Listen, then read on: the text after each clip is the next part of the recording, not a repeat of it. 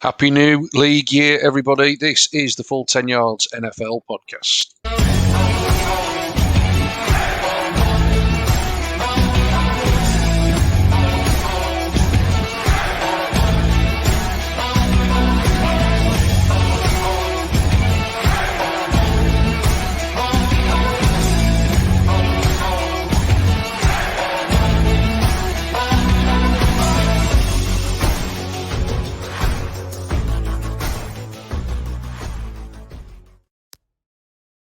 Yes, boys, we've officially made it to a brand new league year.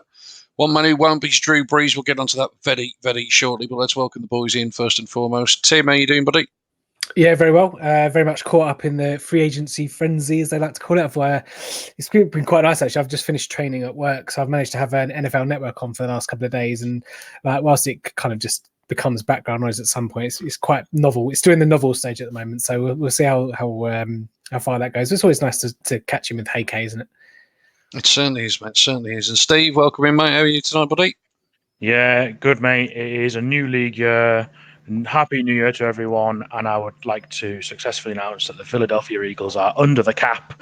And I believe that the parade is happening tomorrow. So, do you reckon, like, you know, with the Chinese New Year, you get animals. Do you reckon, like, every New Year they should have a player? Like, or just like highlight of that year. Who's the best player? Yeah.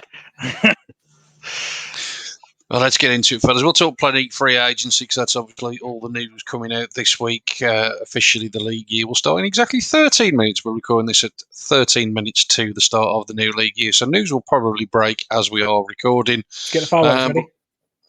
As we said, one man who definitely won't be making any headlines in 2021, unless he does so in the broadcast booth, of course, is Drew Brees, officially retired. I think we all thought it was coming. There was a little bit of a carrot dangled a few weeks ago when the Russell Wilson trade rumours started swirling, and Drew Brees put a bit of a video out. People thought, actually, is he coming back? But now, officially hanging it up, he'll go down in history as one of the best to ever do it. I think he's pretty much a surefire first ballot Hall of Famer with the career numbers that he has got. Obviously leads the league in terms of passing yards and all of those type of things. Obviously could well be overtaken during the course of the next season by a certain Tom Brady. But Tim, Brees bows out overall. Disappointing career, or do those stats sort of make you think, well, actually, despite the only one Super Bowl win, it was good, all the things being said? So I think it is disappointing. Also disappointing the fact that he's cost me 11 quid, because I had a bet on him a couple of weeks ago when he posted that video at 8-1 to be the quarterback for New Orleans Saints come week one. So he's if you're watching, Drew, give me that £11 back, mate, or whatever. Was it $15? I think on the grand scheme of things, it has to go down as a disappointment purely because his career, purely because he only won one Super Bowl. We're going to be saying this in a couple of years with Aaron Rodgers, because I don't think he'll win another one. I just think I know the defense wasn't great at the start of his tenure in New Orleans, but last couple of years the defense has been really good. And you think about the amount of weapons that they've had, from the likes of Jimmy Graham, Marcus Colston years, and even up to the last couple of years with Alvin Kamara and Michael Thomas and all the rest of it, and setting all of these records to then only show one trophy in the trophy cabinet. I think personally, you probably have to say it's a disappointment, despite him, everyone rolling the red carpet out for the Hall of Fame. But disappointment for me. I'm not having that, Steve. Surely a man with all of these statistics, I know it's a team sport and all the rest of it, but Drew Brees has certainly kept his end of the bargain, hasn't he? Yeah, I think it's difficult to say disappointment. I don't think you can call it disappointment for how long he's lasted, his longevity in the league, and stats that you just showed on that page. Like he's going to hold so many records for the next few years, and will some of those ever be beaten? Like he's the all-time pass yards leader, all-time completions leader. He's the only player with multiple 5,000-yard seasons, and he's got 5 of them. And he's got 7 seasons leading the NFL in pass yards. So he's got some incredible statistics to his name, as we can all see. obviously a lot of these quarterbacks that have been in the league for so many years, like him, like Rodgers, like Tim said, are going to be judged in years to come by how many rings they won. And you can only, there's only a certain amount to go around in the career of an NFL player, and it's telling that in the time that he's been in the league, Tom Brady and Peyton Manning have amassed 9 between them, and him and Aaron Rodgers have only got 1 each. And I think it's difficult to call it a disappointment, but it's mad to think that he never won another. Like, I think the Saints fine. I think it's even more like, to relish the D word, the disappointment. I think the fact that he's not ever been back to another one. He's only just won the one he was in. I think the fact that he's not been to another Super Bowl is quite disappointing. Obviously, Rodgers has been to a couple, and has he been to a couple? Did he lose one? I can't remember. I don't know. I didn't plan for Aaron Rodgers taught us. But I know that Brees has only been to one. So in the 15 years, he's been to the playoffs 9 times in the 15 seasons with the Saints, but he's only been to 1 Super Bowl, which. And Patrick Mahomes has been in the league 3 years. He's now already been to 2. And that tells you its own story, doesn't it? And I think that the Saints' best chance to win another was the year that the Eagles won it, because I think had they have not lost that last-minute game to the Vikings, I think the Saints would have beaten the Eagles. I really do. I mean, if the Saints weren't allergic to a bite from a couple of zebras, then obviously they would have gone to a couple more. But that's by the by. I can't really do too much about that. But then if you're in a position where you're susceptible to one score game late in the NFC Championship game, then sometimes the coin is just going to flip on the other side. Yeah, and I think it was a shame to see last year. Like, you could tell towards the end his arm was going, and it was just, I think he's called it at the right time. Like, stop trying to chase it for as long as you can and go out on a high whilst you really can. Yeah, completely agree with that. He was one of the quarterbacks that really got me into the game in a big way when I first started watching it 13 or so years ago. Loved him all throughout his career. So, like I say, fabulous career. He'll certainly end up in Canton.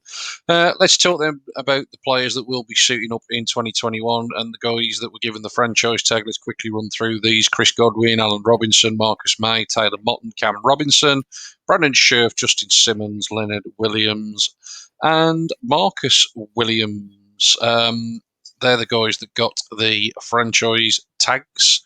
Obviously, a couple of those have already re-signed contracts. I haven't learned my lesson, obviously, from doing my graphics too early. As to probably be expected, obviously the franchise tag, essentially just gives the team the exclusive negotiating window with the players. Obviously, none of these tags necessarily signed at this moment. But fellas, any that jump out there as a bit of a surprise? Any that you think it's basically, they may well end up having to play on the tag, but this will be the last year that you see them? Steve, let's start with you. Yeah, I think I think just purely for financial constraints, I think Godwin might end up being a casualty next year, just because that team, the amount of players they've brought back subsequently in the last week or so, is he going to become a casualty because they just can't afford to keep everyone?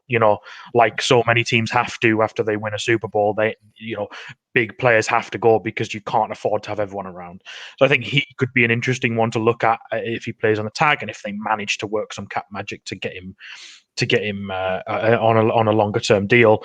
But I think someone that definitely will, and if I was Jacksonville, I definitely would be locking him down, is Robinson. I think he's a fantastic running back. He proved last season how valuable he is to that franchise, and undrafted free agent as well. So I think they'll look to get him on a big deal. I think Chris Godwin will take the Brady discount and kind of they'll work another 2-year deal, because I think what makes sense for Godwin is if you're in the chase for Super Bowls and you're not really, he's going to be quite a tempting contract to go away from Tampa Bay. I think he'll take like a 2-year deal, because then Brady will retire or whatever, and then he'll hit the market at a decent age for a wide receiver to then go and get big bucks again. And so he's not. I think by taking a 2-year deal, I don't think he'll necessarily miss out too much. And I don't think, considering the salary cap this year and maybe even next year, I don't think, again, you look how wide receivers gone in free agency this year. I know circumstances slightly different, but it might be tough to get a bit of a market, especially with all the talent coming through this year as well. now in the draft and in last year's as well. You look at the rookies from last year.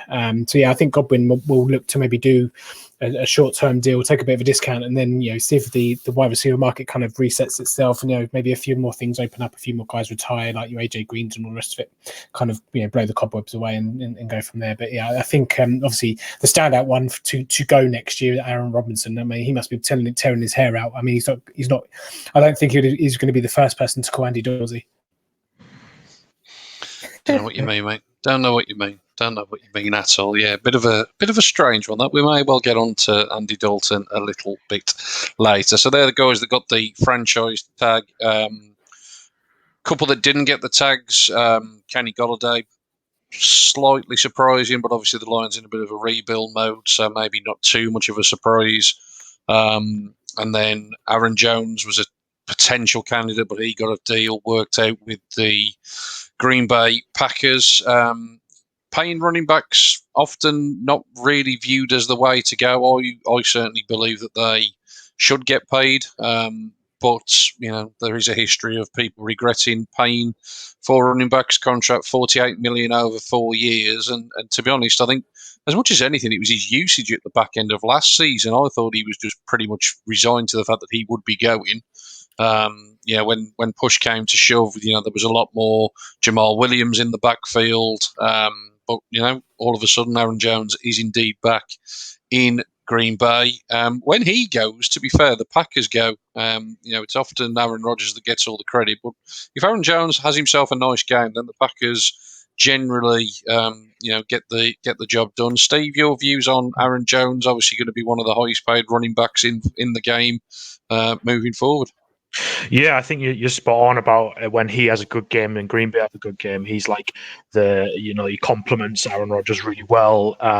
He's also is one of these sort of modern style dynamic running backs that can also produce yardage, not in the backfield, and also catch passes as well, which a lot of running backs are asked to do these days. So yeah, you're spot on there. But I disagree with you with paying running backs. I'm in the camp that I think that, for the big blockbuster deals, the types that like Zeki got from Dallas, that type of deal is such a risk for a position that's so fraught with injuries, and especially when running backs are a dime a dozen. The amount of guys that you can pick up, even in later rounds or even in undrafted guys that can then come in and be really, really good players. I just think it's such a risk with your capital, especially with how when the quarterback position is now becoming so incredibly high paid. Is the running back, do you really want to go down that route? Like, Dallas has got a really interesting question coming up in the next couple of years with both running back and quarterback on such huge contracts. I think that's one to look at in that example for sure. Yeah. I think with Aaron Jones, like it was probably one of the most surprising transactions. Obviously, it was an acquisition. Well, technically, was a free agent or not, but I think even more so. I'm just a bit bewildered at why then pick AJ Dillon in the second round or whenever they picked him last year. I mean, I fully expected. You say to me, "Oh, give me odds on Aaron Jones going elsewhere." I'd have given you 1 to 100 that he was going elsewhere. So you're going to make a lot of money off me standing in Green Bay. But why pick AJ Dillon? I know Jamal Williams is now gone, but if they're kind of similar types of running backs, and Jamal Williams was kind of your pass blocker, your pass protector, and your catcher. I know Aaron Jones can do that as well, but it just seems to be a bit. It just makes even more the pick last year a bit more peculiar. Especially considering they picked the quarterback in the first round as well. Yeah. They need to give Aaron Rodgers some weapons, some receivers, and they don't pick any in the first or second rounds. I'm convinced that's going to go down as one of the worst drafts in the history of the NFL. Should say on Aaron Jones, his contract may well have stated 4 years, $48 million. His salary for the next 2 years, basically $1.1 million. He's not going to see anywhere near 48 million. I think it's safe to say he's there for another couple of years, and then we'll probably be cut. Before we move on to New England, and we could have potentially mentioned this at the Drew Brees stage, but as we just mentioned about the Aaron Jones contract there and the fact that it's obviously a fairly easy out for the Packers, if ever anybody needed any reassurance, the NFL salary cap is the biggest farce I have ever known in my life. Take a look at Taysom Hill's new 4-year, $140 million contract. Might as well give that to him, Monopoly money. Fellas, Same value. all joking aside, I've always stood on this position when it comes to the cap. Yes, obviously, you have to be mindful of it. But there are so many people that get so paranoid about it, and every decision but they've overpaid here and this. That. I'm sorry, the NFL salary cap has got to be the most easy thing to manipulate. And maybe it's because of the cap going down and teams have had to react, but it seems to be the year of the voidable contract or voidable years on the contract. Do the league really just need to start clamping down on this? Because there is either a salary cap or there isn't. And quite frankly, if you're just moving money that's never ever going to be paid and just pushing it further and further down the line, surely to God, the league need to actually step in and do something, because it is just absolutely crazy what's going on this year in terms of the teams that are pulling skullduggery with the cap. I know, Steve, you joked at the start that the Eagles have got under the cap number, all right, but let's face it, there were a lot of teams in a similar situation that were struggling. The Steelers, the Saints. Yeah, the Saints were over the cap and a franchise tag somebody. I mean, it's just absolutely bonkers. The Saints have been kicking their salary cap can down the road for about the last 5 years.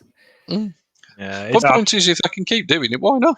Well, it's all about cash. It's all about cash. If you can pay up the cash up front to do your signing bonus or your roster bonuses and just pay it all as cash, because then it just gets separated equally amongst however long the contract is. I mean, the voidable year thing is absolutely ridiculous, and it's almost just a loophole, isn't it? They just find a loophole. I think it's absolutely crazy. But if you can do it, they can do it, and it's legal, then why not? If it wasn't legal, maybe the New England Patriots would do a bit more. I don't know. And I think we're seeing it probably a lot more this year, especially these voidable years. Like you said, Taysom Hill's got some, hasn't Dak Prescott's got a couple as well, hasn't he, in this contract, these voidable years. But I think we're probably seeing it quite a lot this year because the cap's gone down to like 182. And next year, without COVID, it will go back up to it. I've read numbers of around sort of 220, depending on TV deals and stuff. So an extra $40 million of cap space. You bet these teams are then going to go splurging again. So I think it's largely because of what's happening, but I do agree that there's sometimes decisions that are made that it's like, hang on a second, but I thought you couldn't do that because you were too far over the cap, and yet here we are magically.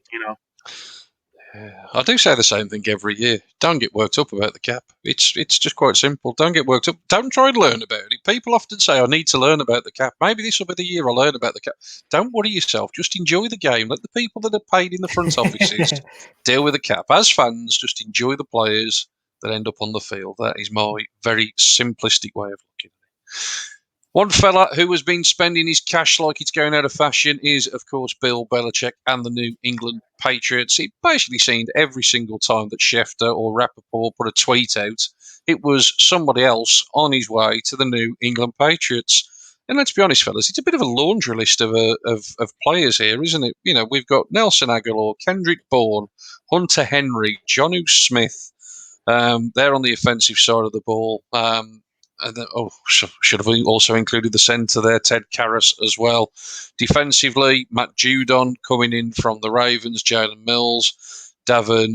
Is it Godcho? I'm going to go with Godcho. Sounds like a nice dessert, doesn't it? A bit of show pastry there. Church on a Sunday, isn't it? Godcho. Something like that, mate. Something like that. But fellas, all joking aside, this is not what the New England Patriots generally do. I mean, usually they let players leave like there's no tomorrow in free agency. They're usually the team that end up with about 17 compensation picks in the NFL draft every year because they've had so much roster turnover. But they are going all guns blazing, it seems, to retool this franchise. Obviously, you've got to also bear in mind that they're going to have a lot of players coming back from the COVID opt-out list in terms of Patrick Chung, Donta Hightower.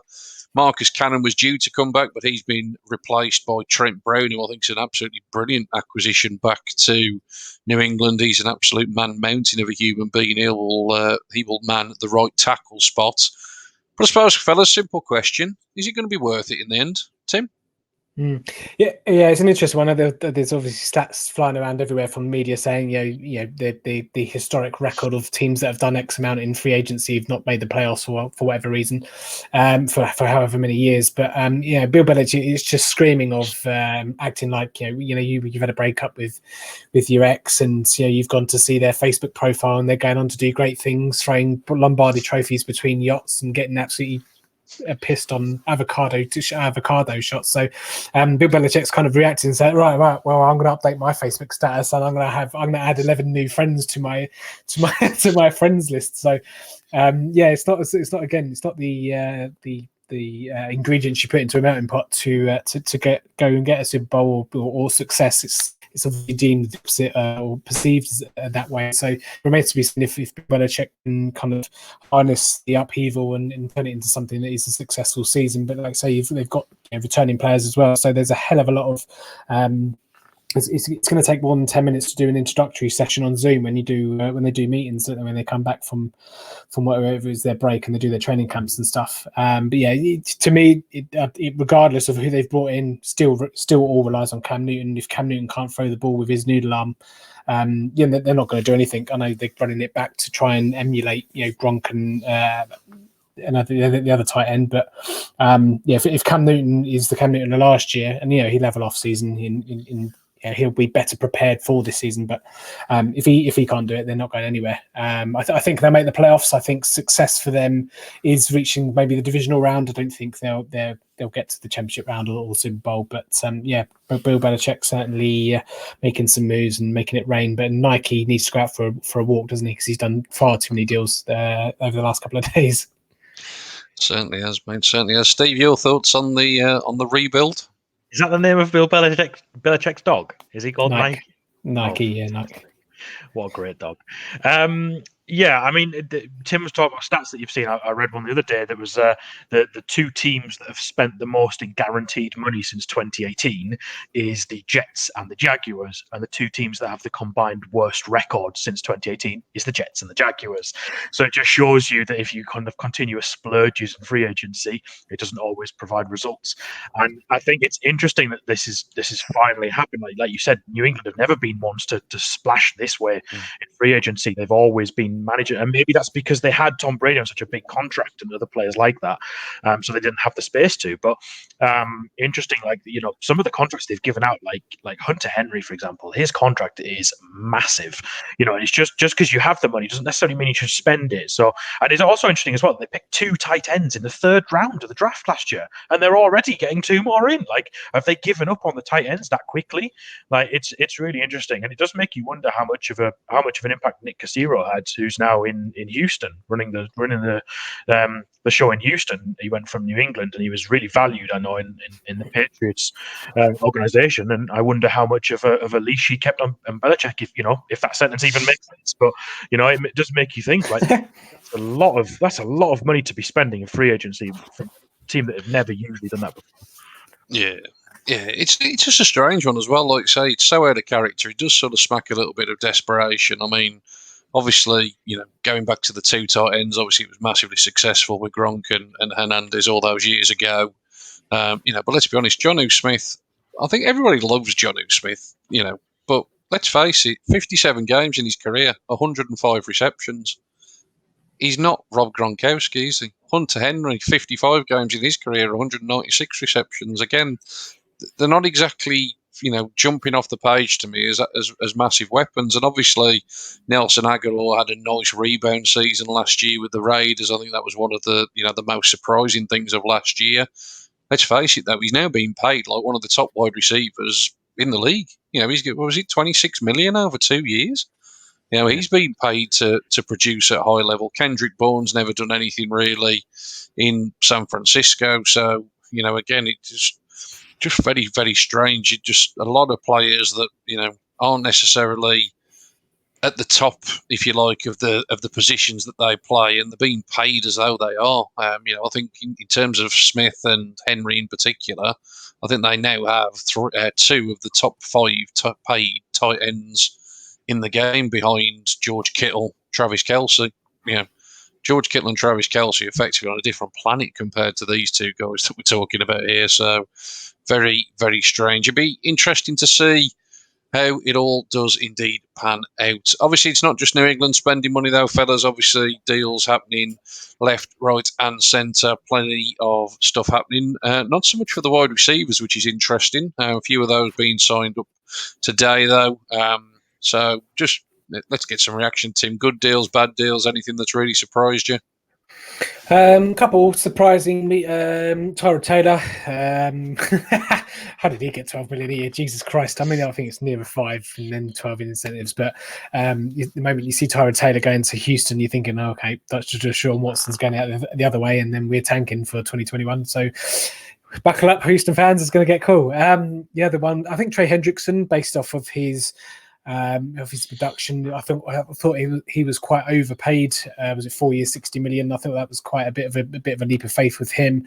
And again, I said it earlier. Aaron Jones, I thought was considering running backs and all the rest of it. I thought 4 years and 48. And again, I know it's all backloading. He's going to be there for 4 years, but he's not the youngest. Considering obviously they've got AJ Dillon through the door, but a couple of guys that I thought were overpaid. I mean, AJ Green getting 8 million. Fair play to his agent, and actually shout out to Drew Rosenhaus, who probably worked harder than Santa does on Christmas Day, but he got a lot of deals done. Leonard Williams, I think that's David Gettleman stubbornness there, saying, "Oh, look what I did! Look what I turned a third round pick into." And then Corey Davis getting 3 years, 37.5 million to be the number 2 in the New York Jets, and they haven't even got the number 1 yet. That's quite interesting. And Gronk getting 8 million for going back to Tampa, I thought was quite high considering who he is, what he does, and essentially he's just mucking around. He's going to be mucking around next year, personally. But a couple of good ones, I thought, a couple of really good value ones. Corey Linsley, I think Justin Herbert would be a lot happier with his offensive line. John Johnson for you boys in Cleveland. That secondary needed a lot of help. I thought that was a good deal with him. And Kevin Zeiler, one of the first ones in the legal tampering period. I thought 3 years, 22 millions for the lineman. I thought was very shrewd business. Yeah, no, I'd agree with that. Trey Hendrickson, to me, smacked of the guy that was going to get overpaid by somebody this year. Surprising for me in terms of the Bengals that they just didn't keep hold of Carl Lawson, who was more of a known quantity for them.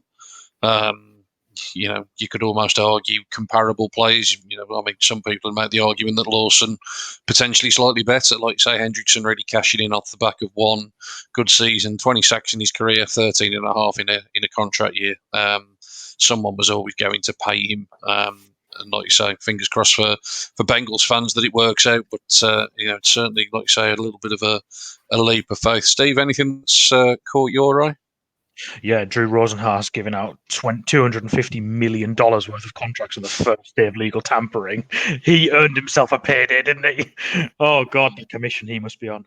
The couple that Tim mentioned, like Nelson Aguilar. I watched Nelson Aguilar for 5 years. He is not worth less than 2 years. Apart from the Super Bowl season, he did pretty much nothing. So that's an incredible contract for him to get. The Trent Williams contract, him getting paid is not a surprise, but how long he's got paid for. Oh, yeah, 5, yeah. Was it 5 or 6 years of 32-year-old? Jesus Christ. 6 years for a 32-year-old offensive lineman, $138 million. That's shocking. That was quite a surprise. In terms of overpaid, I definitely agree with AJ Green, especially when you consider how many of the wide receivers are still out there and are still available. Mm-hmm. And yet the Arizona Cardinals went to AJ Green and gave him $8 million a year. A guy that's been a shell of himself for a couple of seasons now. I mean, I wonder if they're hoping that he can thrive behind Jim Hopkins. I don't know, but yeah, that was a bit of a shock of a contract. But to be honest, the move that I was most impressed with myself was Shaquille Griffin to the Jaguars. I thought that's a really good move. It's a really shrewd move from the Jaguars. I think he's a really good player. He's been on the rise in Seattle, and obviously that defense seems to be getting worse. So he's got out of there, and they've paired him up with CJ Henderson, who rookie last year, who looks a real good talent, and that's a really interesting sort of cornerback pairing in Jacksonville for sure. No, absolutely, mate. I could echo pretty much everything that you guys have said. I'll obviously. Delighted with the John Johnson move. As much as anything, the fact that he just turned down more money to come to Cleveland. Times really are changing, fellas. I don't know what on earth's going wrong there, but he will be a massive scheme fit there. Obviously, delighted to have him in Brown, I think I would agree in terms of AJ Green. That was a real shocker. Like you say, didn't really do anything, did he? These last couple of years, obviously been hampered by injuries. So it'd be interesting to see if he can, recapture anything like his old self. If they can get 12 months of the AJ Green that we all know, then we could be looking at that as actually a pretty good value deal this time in 12 months' time. But who knows? He's obviously got a lot to prove there. I think a big surprise to me as well, just in terms of Tampa, literally bringing everybody back. We spoke last week. I was convinced that they would lose at least one of those two linebackers in terms of Levante David and Shaq Barrett, and both of them have got paid respectively. So it looks like Tampa are certainly all in on a repeat. Obviously, like I say, league year now officially live, fellas. We're now in 14 minutes past 8, so yeah, deals will now start to be confirmed. Fine. On the Tampa news that you just talked on there, it'd be interesting to see what they do with Devin White in a couple of years' time, or is it maybe even next year when he's due his contract, because they can't pay all their linebackers. So it'd be interesting to see what they do with him, because I think he's the best. I think he's the best of the three. Oh, Devin, he's a monster. Absolutely. Yeah, he's a beast. So yeah, it'd be really interesting to see what happens there. Yeah, I think he's got another 2 years. So Levante David will be coming to the end of his deal. So it'll be interesting to see what happens. They could just add another 16 voidable seasons anyway, Steve. It's nothing to worry about. Keep telling you, don't worry about the cap situation, mate. It'll sort itself out. Let's also not forget Andy Dalton. Let's just not forget him. And that, what have the Bears done? What have they done? So I think, to be fair to Andy Dalton, I think we've got to put this in context. Right? Is Andy Dalton the worst quarterback in the NFL? No, I don't think he's anywhere near the worst quarterback in the NFL. The thing that's strange about this as a move is that Andy Dalton was available last year. Obviously, last year the Bears gave away draft capital and paid an absolute fortune for Nick Foles to then circle back. I know you have to cut your losses, and it's effectively the Bears putting their hands up and saying, we've obviously completely balls this up. But it just... the optics of it don't look great, do they? I mean, do I think Andy Dalton's better than Nick Foles? I don't think there's a lot between them, if we're being completely honest, but he probably is a slight upgrade. Is he going to take them to the Super Bowl? No. But realistically, I mean, Russell Wilson, by all accounts, correct me if I'm wrong, Steve, I think you sort of tweeted this in our WhatsApp group. I think the Bears did go hard for him. By all accounts, have offered as many as 3 first-round selections, as well as a couple of starting players. I don't think the players were necessarily mentioned. But that was certainly a heavy push for Russell Wilson. I mean, to put yourself into the Seahawks shoes, if you were offered 3 first-round picks and a couple of starters, and let's just assume that they're middle-of-the-road starters, they're obviously not going to be Khalil Mack or Allen Robinson or anything like that, but let's assume that you've been offered 3 first rounds and a couple of rotational pieces for a quarterback that is making enough noise to suggest that he's not happy there and it's potentially going to be a problem at some point. Would you have taken that deal if it was on offer? What's really interesting with that news, and it was 3 first rounders, a third rounder, and 2 starters. So that's a huge trade if that's to be believed. Russell Wilson's 32, and he'll be 33 in November. Like we're seeing now that yes, Tom Brady's going and he's 43, but he's obviously an exception to the rule. How long can quarterbacks play at the top level, especially the type of game that Wilson plays? Now, don't get me wrong, I love Russell Wilson. There was rumors that the Eagles were interested in him, and the Seahawks pipped them to him in the draft. I love Russell Wilson. I think he's a fantastic quarterback. I think he's been criminally underused in Seattle since they won the Super Bowl. They haven't let him free. They haven't let him do what he wants to do. But how, if you're Seattle, surely you think, well, surely Russell's only got like maybe 2, maybe 3 years at the top level left, maybe. 3 first round picks, 3 plus a third rounder plus 2 starters. Surely you take that and then you rebuild yourselves and see what you can do in terms of maybe free agency just to get by, and then you pick an up and comer. If you can get a 22, 23-year-old who's then your franchise quarterback for the next 10, 15 years, then you just start again. Well, if you're Seattle, right, and I'm sorry to interject, but if you're Seattle, right, and you're getting 3 first round picks, why not just flip those for Deshaun Watson? It makes you wonder what is the asking price for Deshaun Watson now? Now that the Texans know that's out there, do they then say, okay, four first rounders? You know, if you were going to pay for Russell, Deshaun Watson's 8 years younger than Russell Wilson. Yeah, exactly. Yeah, crazy stuff. It looks like Wilson will at least play one more season in Seattle, and we'll see what transpires there. But yeah, certainly an interesting one. One final interesting bit of free agency news that may have slipped under the radar. Michael Brockers potentially being traded from the Rams to the Lions. Not a big story in itself, 7th round pick, moving $7 million of the Rams cap space problem elsewhere. But just interesting because, of course, the Rams and Lions just traded quarterbacks, and Michael Brockers, when that trade went down, basically saying how much of a leg up that Matthew Stafford was compared to Jared Goff, and lo and behold, he may well be back on the Saints. He may well be on the Saints. Tell him to his face. Go on, Brockers. Tell him to his face. A moment at training camp in July when they both show up in Detroit. Yeah, you'd have thought players by now would realise in the NFL it's all about business. So, like you say, by this time tomorrow, everything we've talked about could be potentially irrelevant because there'll be plenty more moves being made. Just quickly, do you reckon if Michael Brockers picks off Jared Goff in training camp, he actually celebrates, or does he just expect it? Yeah, he probably just walks up to him, hands him the ball back, and says, "I told you so." Yeah. Big grin on his face. I wish we were still in Los Angeles.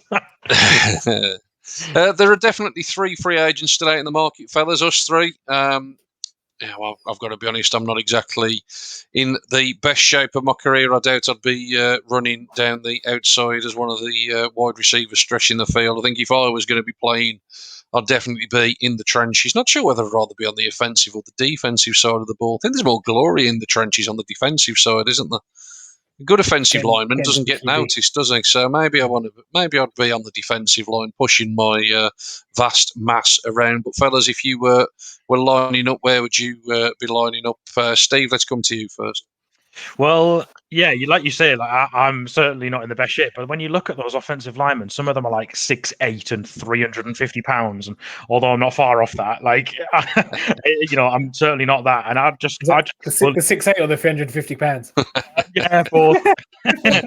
I'd just get bullied. I would just get absolutely bullied. I'm one of those Hollywood guys that thinks I could make a half decent run at being a quarterback, but I'm only 5'11", so I'm not tall enough to be a quarterback. But then again, Drew Brees was only 6 foot, so I reckon I could throw for 80,000 yards in the NFL. Yeah, why not? Maybe I'll have a pro day next week. Record it, mate. Record it. I'd love to see you drilled. One of those NFL pick me videos, the crazy. Tim, you've obviously tried your arm in a bit of American football action, so you've probably got experience of this. So where did you suit up, and if you had your chance again, would you suit up in the same position, or would you be shifting? Oh man, love wide receiver. Played wide receiver for a year. Obviously, I'm advancing ages now, so I can't really do too much anyway. If anything, it just keeps you fit, because you're just running all the routes all the time and doing like reps and stuff. But if I had to pick another position, I'd probably go the opposite side. I'd play a tiny bit of corner, or like I did in practice when we flip it around, play a bit of cornerback. I love the duels, even watching the NFL, just watching the cornerbacks against the wide receivers. That fascinating. I love it as much as I like the schemes on the line and doing stunts for blitzes and stuff. I just love watching really good cornerback play and covering receivers. So like obviously Jalen Ramsey's and that, but I've got a lot of time for route running like Devontae Adams and just smooth. It's just great. Yeah, but I'd stick to wide receiver because it keeps you fit, and again you get to make all the catches in the celebrations in the end zone. So that's it. Another one seeking the glory. We're all glory hunters. We're all glory hunters. Fingers crossed we get a brick ball season. Obviously get involved in terms of your local teams and all the rest of it. Fingers crossed we get some good news on that front in the coming days and weeks. That's it from us in terms of the podcast. A couple of things just to tell you about. First and foremost, digital copies of our NFL draft guide have started hitting inboxes. You no longer need to pre-order. You just need to order if you didn't pre-order, and you can get one straight away. There you go. For those of you watching along on screen, a few little snippets of what you can expect to see. Plenty of players covered. Great work from all the guys that have put that together over the course of the last few weeks.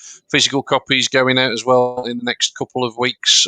Just need to make some updates once the pro days and everything have come through. So, thanks for everyone who's already purchased one. And if you haven't already done so and would like to, get onto full10yards.com and the shop will be available for you to put your order through. We'll get some reaction to all of the free agency stuff.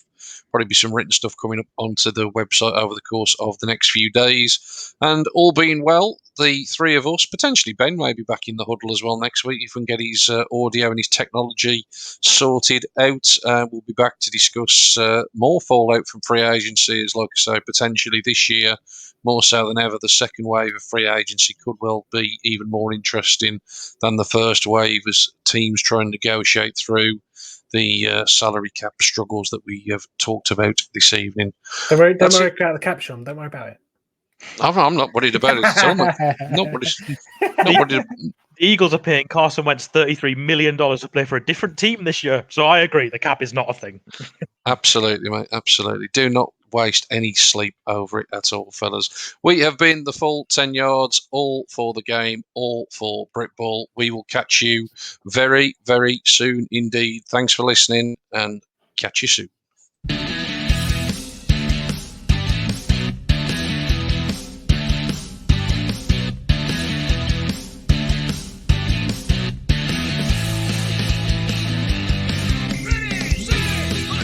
Thanks for listening to the Full 10 Yards podcast. Follow us on Facebook or Twitter at Full 10 Yards or email the show full10yards@gmail.com.